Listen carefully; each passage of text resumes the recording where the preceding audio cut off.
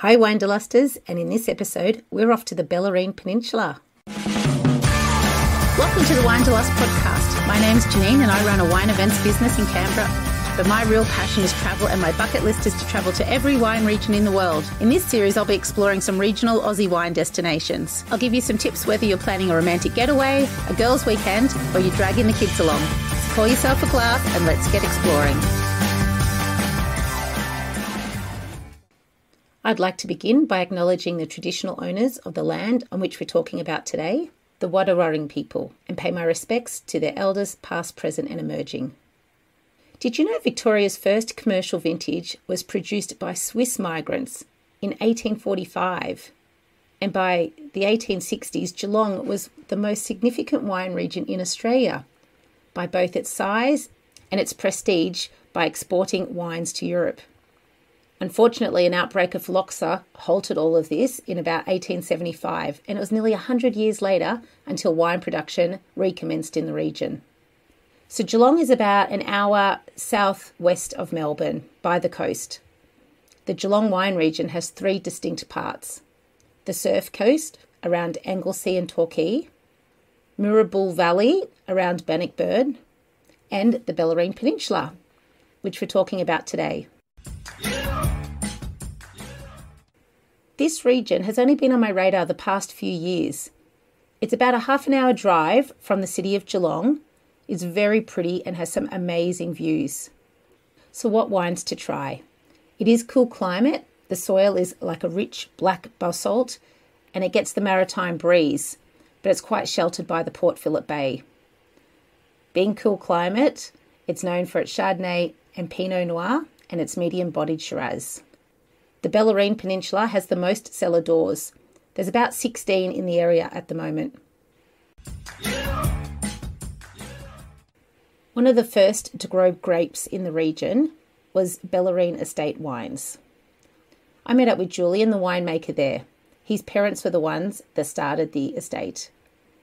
We met at his winery and he kindly showed me around, driving around the vineyard, visiting the winery, seeing all the production where the magic happens, and the cellar door. So you're going to hear lots of different background sounds depending on where we are. Julian is passionate about the whole process. He loves tending to the vines, as good fruit equals good wine. And as you'll hear, they also have a gin and rum range too. Please welcome Jeanene Kennedy from Bellarine Estate Wines. So we're at Bellarine Estate and I'm with Julian, the winemaker, and he's driving me up the vineyard. So how many acres have you got here? So there's 100 acres of property in total and 30 acres under vine. It's majority Pinot Noir, Chardonnay and Shiraz. Pinot Noir and Chardonnay are the two varieties that most people at least come to the region for. I think Shiraz, however, is probably the best one, I guess. So you get really nice savoury styles of Shiraz. They're not over the top. We try in particular to keep the alcohol a little bit lower on them, so they're not big, overly extracted Shirazes. Yeah, and so you'll see a few makers around here actually label them as Syrah to try and really get that point of difference across. We stuck with Shiraz on our labelling. While we're a Chardonnay Pinot region, the Shirazes are the wines that we typically get the best ratings for. Really? We've got a little bit of Viognier here too. So this is. And you've been growing that for a long time. I saw in your cellar door that you had wines all the way back to 99 on display there. I think 99 was our very first vintage Chardonnay. I don't know that we produced any reds in the 99 vintage. I think that was 2000 was the first for reds for us.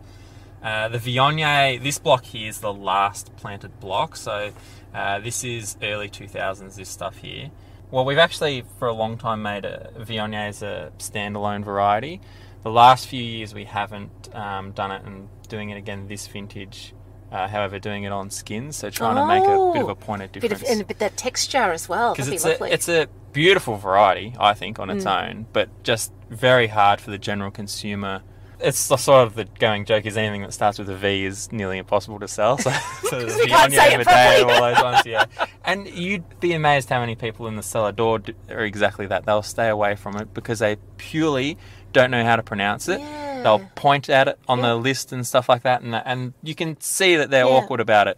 And so it's The people are unfortunate, relaxed, aren't but they? They're not going to give them a hard time. And, no, yeah, we don't. exactly. I don't have an issue with it, but you can see that people a bit nervous. are nervous about it. So, but yeah, give it a bit of a point of difference. And you're second generation here, so your parents have been here for a while. Obviously, you said 99 was the first vintage. Yep. So they planted all this? Yeah, planted it all in 96. This was just cattle grazing before that. So what made them go into grapes? I think it was just a bit of a passion for them, and they started off quite small with it, and then just started planting a little bit more and more and more, and it got a lot bigger than I think they ever first anticipated it. Yeah. But yeah, it's at the size now where it's comfortable for us to still manage easily enough. Did you always want to go into wine? Because you're growing up in a vineyard, did you maybe that would rub off a different way? Yeah, I mean, I was always fascinated by it, but never really that into drinking wine, even from the years of like sort of 18 to 21 and stuff. I hadn't really been that big into it, and I think part of that is the whole it's so in your face all the time that you don't necessarily think of it that way. And then I was actually studying law after school. Oh wow. And I don't know, something just hit me, and I thought, you know what, this just isn't for me. And opportunity came up for me to take over the winemaking here, and Mum and Dad said, well, you're welcome to do it, but if you're going to do it, then you need to go to Charles Sturt or Adelaide Uni and get the degree in that as well. And so, and I've loved it. I'm really glad of the decision of doing that. Particularly the vineyard aspect for me, I really like. I love being in the winery, but I mean, winemaking is sort of like short, sharp bursts, whereas the vineyard, you get that whole year experience. And being able to craft the wines from the very start. Because, I mean, it's the saying, it really does happen in the vineyard. If you don't get the grapes right, you can't make the product what you really want it to be. Yeah. It's our biggest planting is Chardonnay.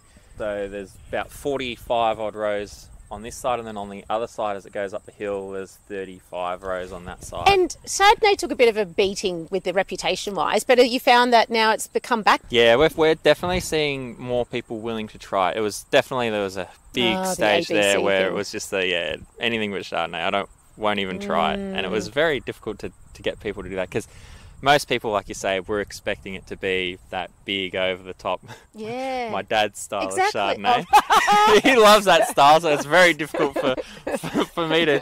And keep him happy. I'm sort of at the other end of the spectrum, so he gets a little bit frustrated sometimes when he tries the Chardonnays I've got going on. I go, oh, have a try this, I reckon it's amazing. He goes, oh, it's good, but it's very modern. And so you make a special batch for Dad. I give any of the new oak, he gets to try all that stuff.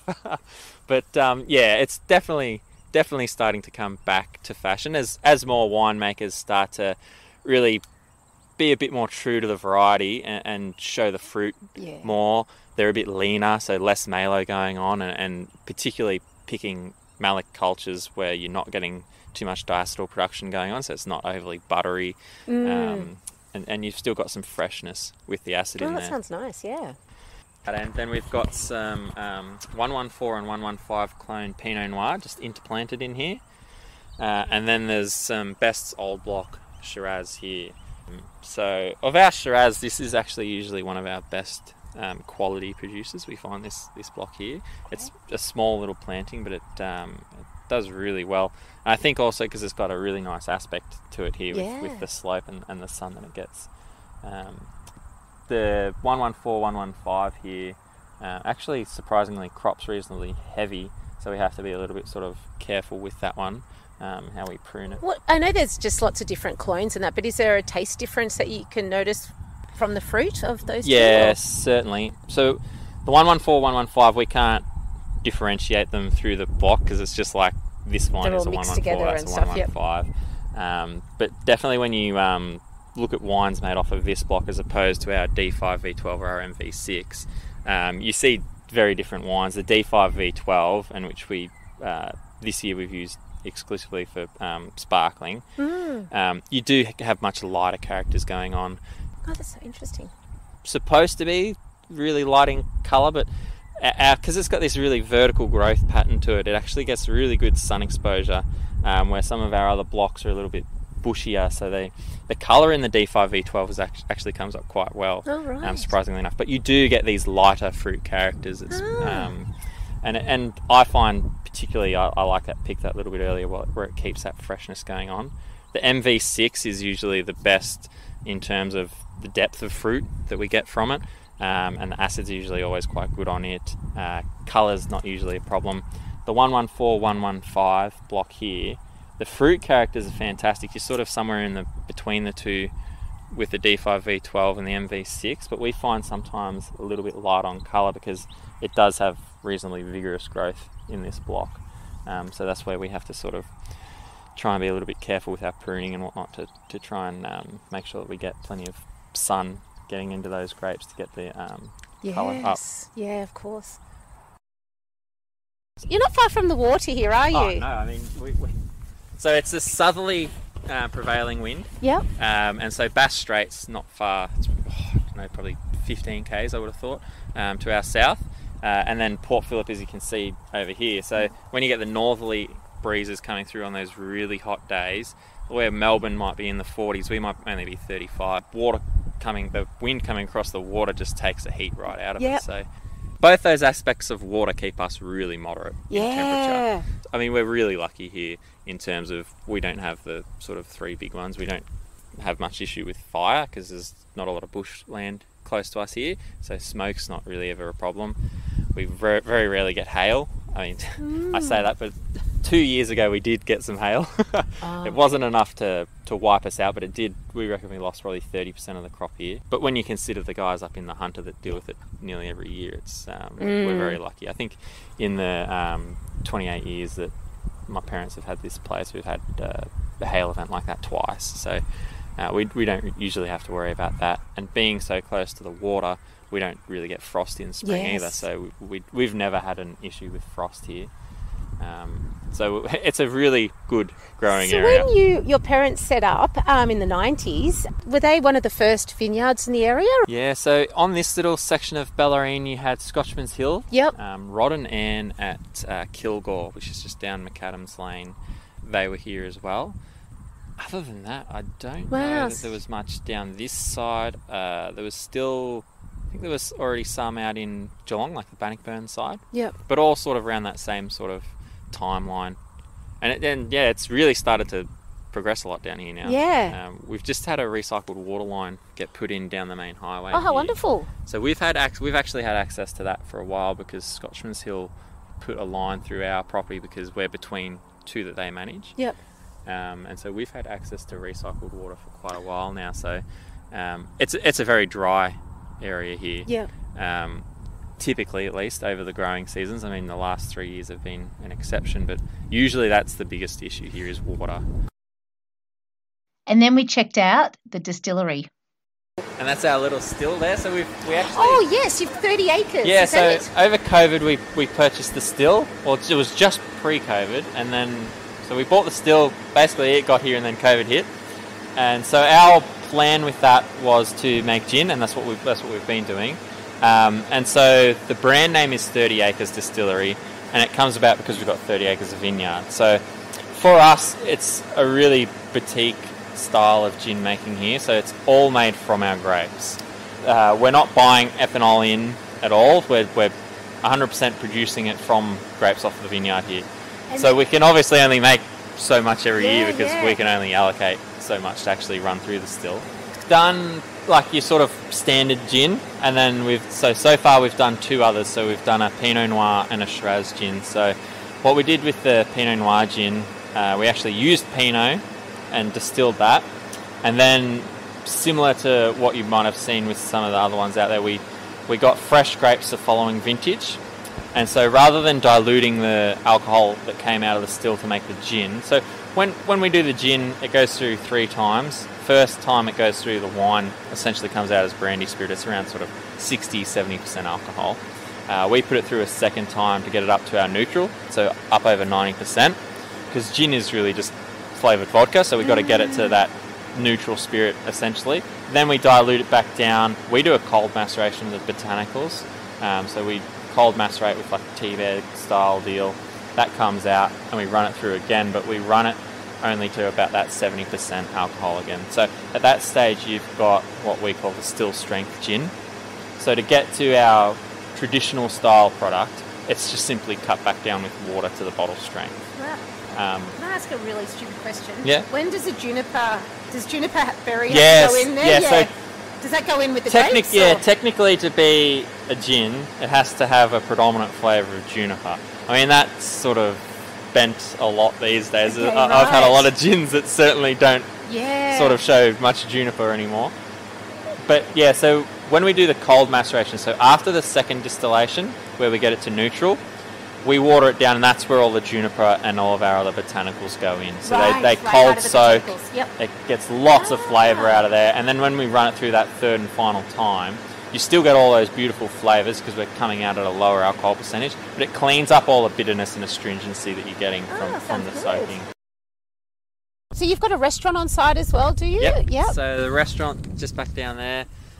We had it leased out for a long while. We've actually started it back up as American barbecue, so smoked meat. But yeah, we went to the American barbecue because my mum's actually originally from Texas. Oh, is she? Oh, right. And they met in the States. Dad's an electronic engineer by trade. I mean, that's what he did at school. And when he finished university, he got a fellowship to work at a company called Rockwell. And my mum's dad, so my grandfather, was working there as well, and I think Mum was doing a summer job or something there. Right. And so they ended up meeting each other there. Oh, gosh. And how wonderful. Eventually made it back here. Fireworks and winery. Wow. A cellar door for a great photo opportunity is at Oakdene. It's an upside-down house on the outside, and there are a few quirky things on site as well. But on the inside, it's much more traditional with a huge range of award-winning wines. This is one of the 2 properties that they have in the region, and I look forward to returning when the second one opens.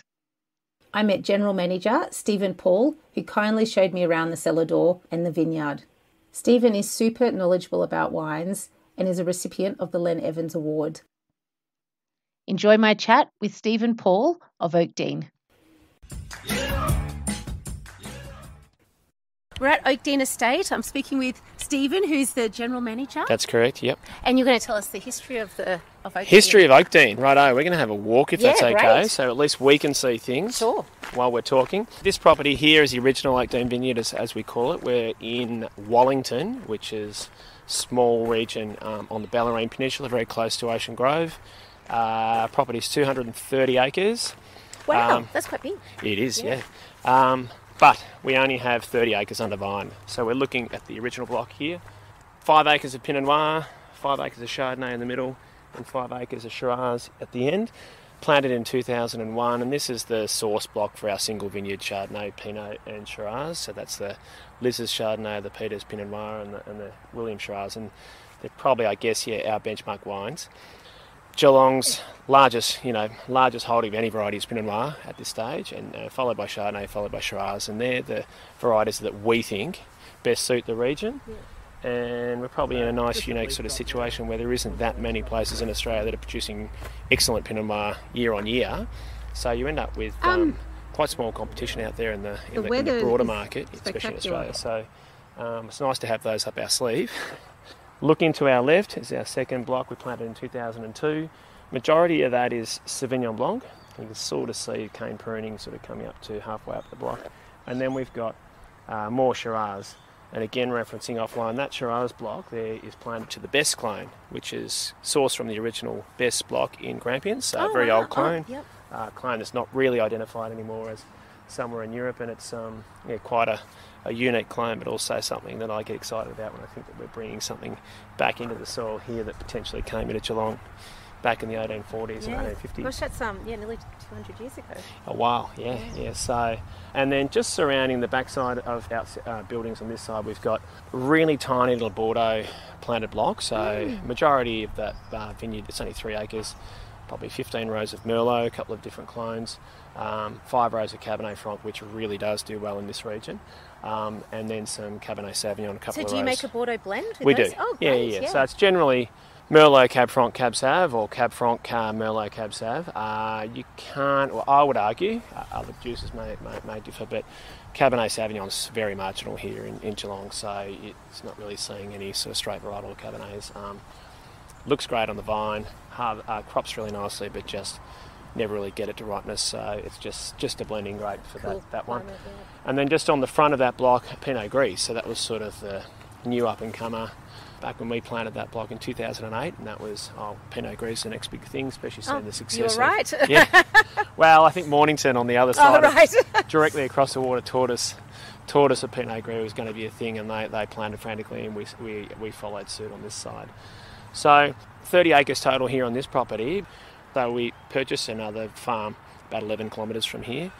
That little town is Manaram. Again, nothing there, so probably closer to Drysdale if you're trying to associate it. So it'd be 11 k's from here as the crow flies. And we started establishing the vineyard there in 2016. And year on year, we've actually continued to sort of keep that in a kind of constant state of change. And they've got the same grapes over there? Same grapes, yep. So again, majority Pinot Noir and Chardonnay, a lot of Pinot Gris, a tiny little bit of Merlot. We've got some Cab Franc. The whole idea over there, which is now that vineyard's probably 70 acres under vine, is trying to sort of keep it in a constant change of, constant state of change, just trying to stay on top of trends and try and keep not only the hero varieties of the region, but plant varieties that give us options in the winery. Yes. And it's probably not something that people think of enough. When did they establish the winery? So first crush was 2005. Original idea was just, a vineyard and potentially just a old homestead which was on the property, and sort of have a galley kitchen for an Airbnb. And Bernard at the time was still living in Hong Kong. Oh, right. And selling our fruit to two different producers in Geelong, and getting some wine made. And just came to a point where it was like, let's approach this a bit more professionally and create a brand and seek distribution and start getting the wine out there. So I think I started here in 2009 vintage, after some time at Scotchman's Hill. That's what brought me to the region. I think we made 600 or 700 cases that year, and now we're anywhere between 8 and 12,000. Wow, that's quite the jump, yeah. So a bit of wine to sell each year. That's great. What's the little train? Do you do train rides or is it for show? They do occasionally.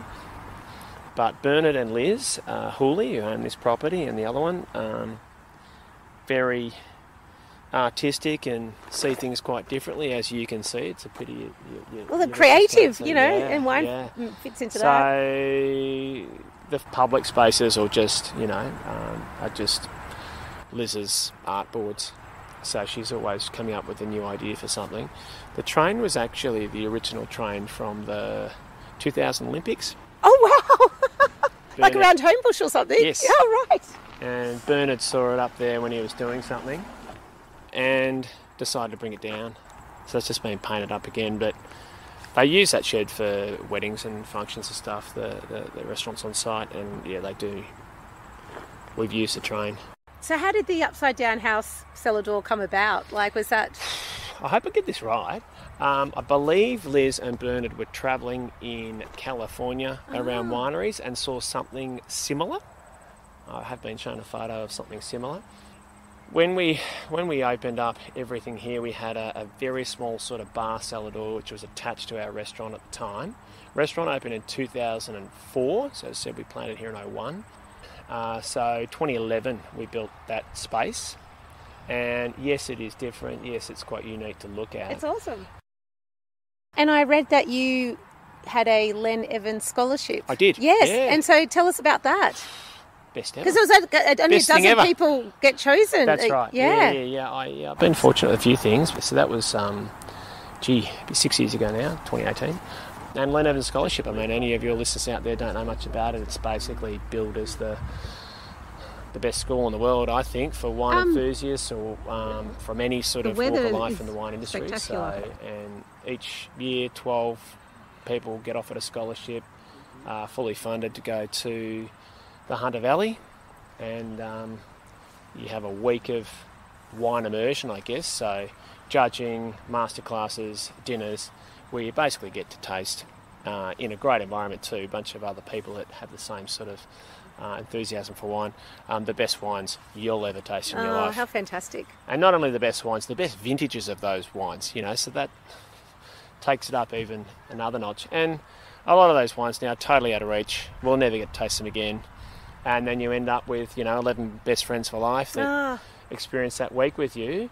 And hopefully then use probably some of that knowledge to go out and start judging wine shows and sort of contributing back to the industry, which is what I'm pretty keen on. Yeah, so and I still do that for too. You, yeah. Always doing a few shows each year, and also run the local growers show here in Geelong too. So try and bring judges from outside the region to have a look at what we're all doing and create a bit of interest in the wines. Yeah, and do you think Geelong, it's like a bit of a hidden gem, I think, yeah. So it's starting to get more popular, you're noticing more tourists coming? And it's an interesting one because, when I first came to Geelong, there would have been probably 2 cellar doors open on the peninsula. So that would have been Bellarine Estate and Scotchman's Hill. Mm-hmm. And then there was one, Moorabool, which would have been Petterville, and mainly weekend trade too. Yes. But there wasn't the number of people on the peninsula and in Geelong at that time. It's changed dramatically in the last 20 years. Yeah. But also wine tourism, proximity to accommodation, all those things have changed. So now, for us to have a restaurant and a cellar door open 7 days a week, all year round, is something I thought we would never achieve. And we're not the only one. There's probably half a dozen on the peninsula doing the same. But just on it, the other thing with Geelong, when we talk about Geelong wine being a hidden gem, is that 500,000 people that live in this region permanently, plus the tourists, are very parochial and very interested in their own products. That's so good. Wine or food or whatever. So you end up with, of the 55 growers in the region, majority don't sell wine outside this region, ever, because they don't need to. Wow. And even a producer of our size, we don't have any distribution.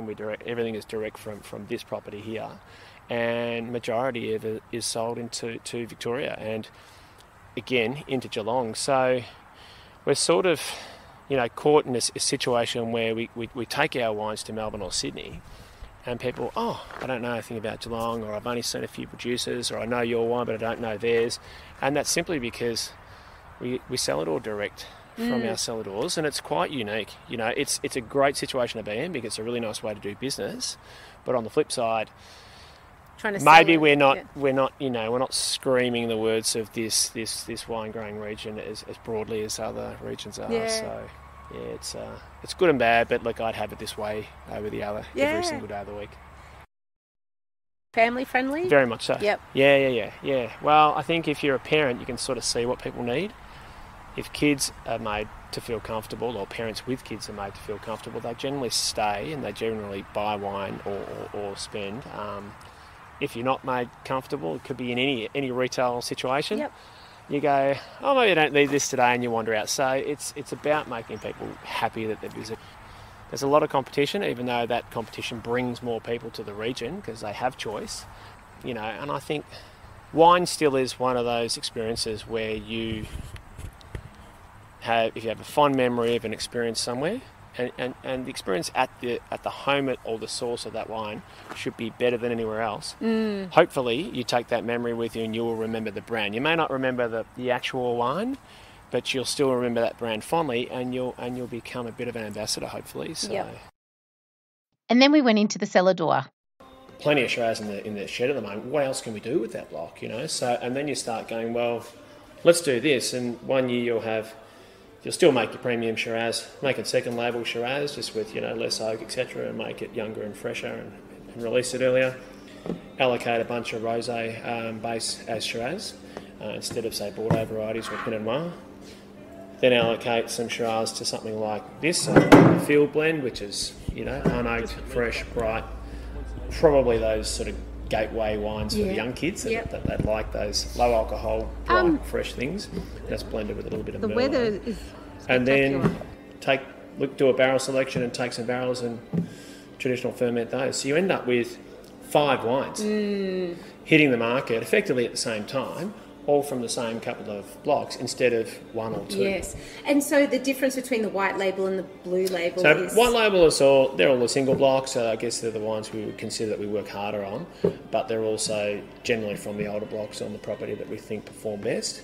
Most of them have names, so family names, so as you can see, sort of Matilda and Jessica and Peter and William. What are the big sellers? No, it depends on the market. So, we would sell more non-vintage sparkling than anything else across the board year in, year out, and that's, like I said, it's the right price point. It's been in the market for a long time, and look, I don't really see huge competition in the region for a $25 sparkler. The premium sparklings, Chardonnay, Pinot Noir, Rosé, Sauvignon, Pinot Gris, they're all pretty big, and even our blue label entry-level Shiraz is strong. Again, that's price point driven. But right now, the biggest pressure we have on anything is Chardonnay. Cannot make enough Chardonnay. Really? That's great. It is. Entry-level Chardonnay 2023 is gone, effectively. Wow. So we removed it from here and we'll soon remove it from wholesale. And that's the 2023 Lears. Yep. Which we're just sailing through that vintage too. And it just shows that there's been a real switch from Shiraz to Chardonnay. So we went back 6 or 7 years, we could not make enough Shiraz. Wow. It's almost laughable to think that we couldn't, and we would be out of the room Shiraz halfway through the year, and then we're thinking, right, we've got to try and work out how to fix this, either increase the price point or make more, and then it's been turned on its head in 5 years, and now it's Chardonnay. So, talking about flexibility in your vineyard, you don't ever know what's coming. So what other cellar doors to visit? If you're after some views, then Jack Rabbit is a must. If you've got kids, take them along to Basil Farm. For more suggestions, I would suggest heading to Travelling Corkscrew blog, as the writer Casey lives in the region and she spends her weekends visiting all the local wineries and sharing her suggestions. It's a wealth of information. What are the other things to see or do? If you're staying in Geelong, you must do a walk along the waterfront. There's over 100 painted bollards. They were painted back in the 1980s by artist Jan Mitchell. A more adult-only fun experience is lunch on the Q train, departing the town of Drysdale. It travels across the Bellarine and the Otways, offering multi-course meals paired with drinks. So some quick stats on the region. The Bellarine Peninsula is about 30 minutes from Geelong. And Geelong is about an hour to an hour and a half from Melbourne by car. The great thing about this region is you can also visit it by ferry. There's a passenger-only ferry from Docklands in Melbourne. And then when you get to the Bellarine Peninsula, the town of Port Arlington, you can grab a wine tour from there.